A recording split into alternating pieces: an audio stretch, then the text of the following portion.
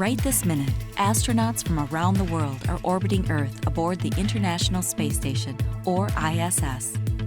But these bold adventurers aren't alone. As part of NASA's Space Station Explorers program, girls nationwide are engineering, designing, testing, and refining experiments that are flown to the ISS. Twin Cities PBS has captured these stories for the SciGirls in Space series. In 4 short-form videos, high school and college students talk about their space research experiences.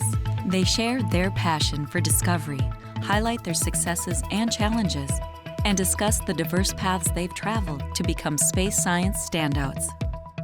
Abby, Julia, Sarah, and Abby Sophia also invite viewers into their everyday lives filled with hobbies, sports, family, and friends.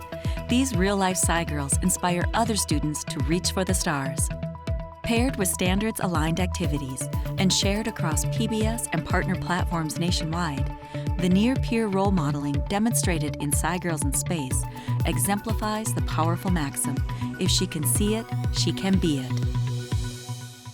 The reason STEM is so important is because it helps us to create change and to discover new things. If you tell me that I can't do something, well, be prepared to be amazed because I will show you that you were wrong. My name is Abby Sophia. My name is Sarah. I'm in 12th grade at Duchenne Academy in Houston, Texas. The National Design Challenge is a challenge put out to students across the US to design an experiment to test a research question on the International Space Station. Our research question was asking how pea shoots were going to grow in microgravity using different wavelengths of light. It was really cool to see that even as a middle schooler, I was able to help with something that was going to really make an impact. I have learned persistence. This wasn't just about me anymore. This was something for the future. This was going to serve a bigger purpose in the end.